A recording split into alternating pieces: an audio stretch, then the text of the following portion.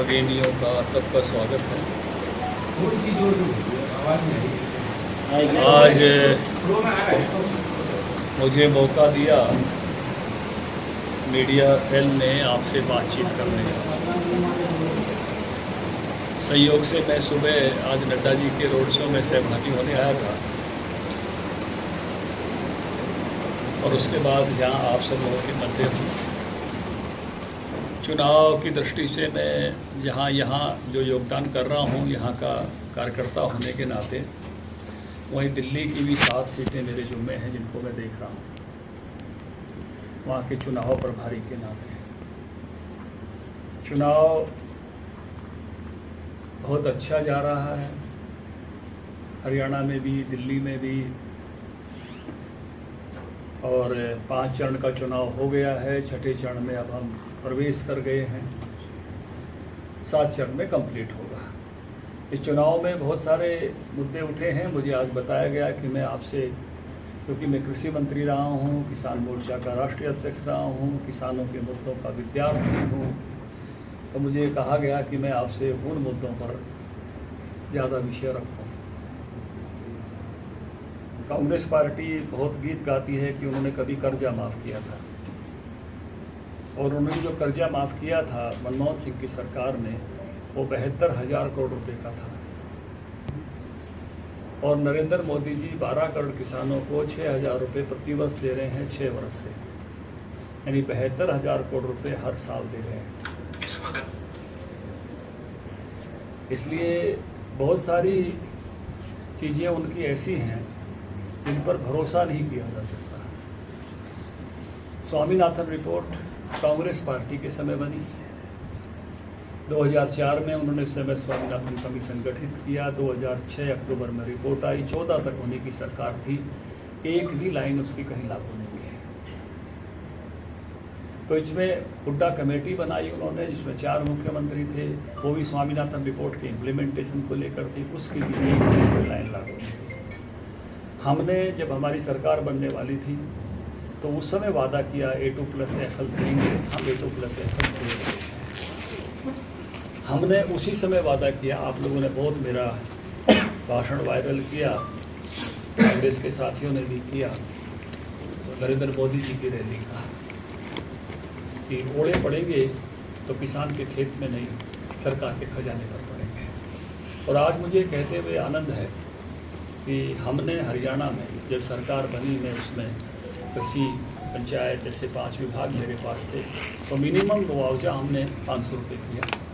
उस समय 1 एकड़ का मुआवजा 12,000 रुपये किया, जो 15,000 रुपये है। डिजास्टर मैनेजमेंट के फंड से अच्छे पैसे किसानों को उस नाते, जो ओलावृष्टि हुई, जो कपास की फसल की, भाई मेरे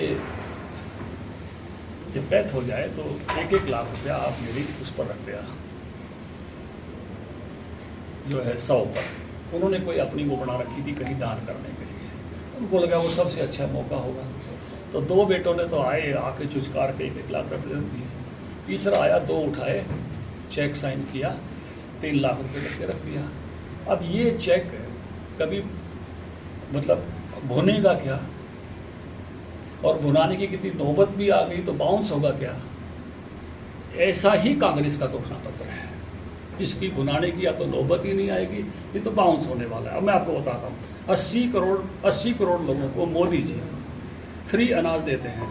4 लोगों का परिवार माने तो 20 करोड़ परिवार है। 20 करोड़ परिवारों की महिलाओं को अगर कांग्रेस पार्टी 1 लाख रुपया देने का वादा करती है साल में, तो कितने हो गए? 20 लाख करोड़। देश का बजट कितना है? 45 लाख करोड़। उसमें पूंजीगत बजट कितना है? 15 लाख करोड़। बाकी कैसा है? फिक्स्ड बजट है, रेवेन्यू, उसमें से 1 पैसा काट नहीं सकते। कहाँ से देंगे? क्या ये चेक कभी ऐसे ही युवाओं को हाँ कर रहे हैं कि हम आपको भी 1-1 लाख रुपए देंगे साल भर में ट्रेनिंग के हिसाब से? कहाँ से देंगे? यानी ऐसा ही, ये राजस्थान में भी ऐसी बात करके आए थे, 10 दिन में कर्जा माफ, 4,000 से अधिक लोगों ने आत्महत्या की। अगली बार सरकार नहीं बनाई राजस्थान वालों ने। मध्य प्रदेश में भी ऐसे यहाँ भर के आए थे, वहाँ सरकार पलट गई। अगर सरकार पलटती है तो गुस्से में लोग फिर से उसको बनाते हैं। इनको नहीं बनाया लोगों ने, हमको बनाया। क्यों? क्योंकि झूठ बोल कर आए थे।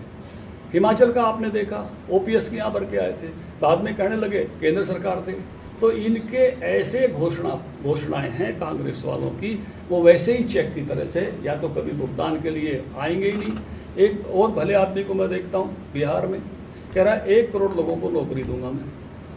1 करोड़ लोगों को नौकरी देगा, अगर 20,000 रुपये की नौकरी देगा तो कितनी तनख्वाह होगी 1 महीने में? 20,000 करोड़। और 12 महीने में कितनी होगी?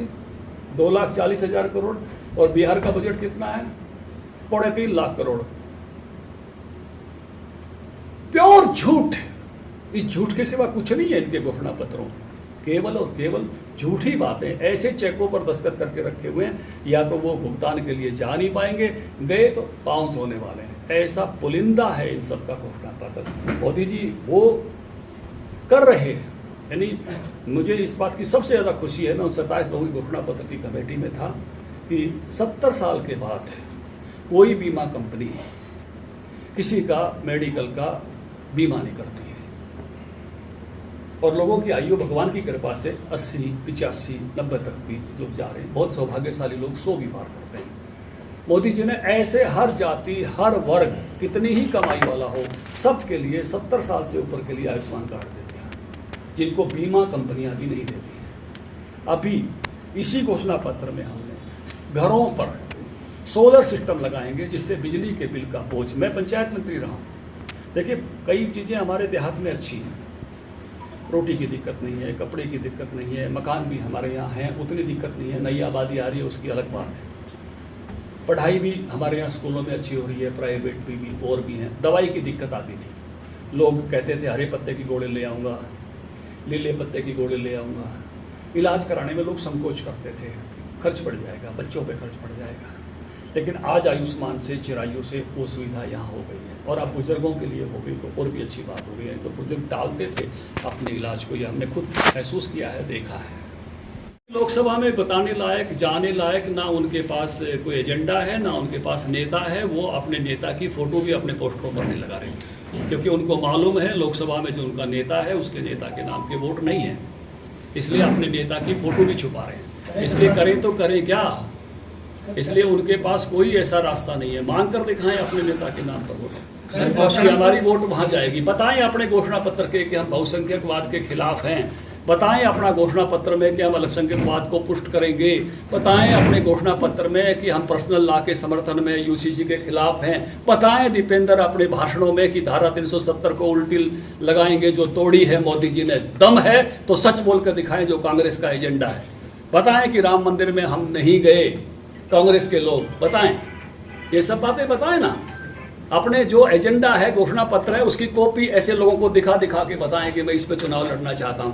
उसको छुपाए बैठे हैं, घोषणा पत्र को नहीं दिखा रहे हैं, नहीं बता रहे कि आर्टिकल 370 को फिर से लगाने की घोषणा इनके दलों ने कर रखी है। बताएं प्रदेश को, जिले को कि हम उन पार्टियों में, इंडी गठबंधन में, जो कहते हैं कि भारत को एटम बम खत्म कर देने चाहिए, दम है तो बताएं। धनखड़ साहब, क्षेत्र के वोटरों से क्या अपील करना चाहेंगे? क्षेत्र के वोटरों से ये अपील करना चाहेंगे, मोदी जी को विजयी बनाएं, 10 के 10 कमल खिलाएं। Thank you.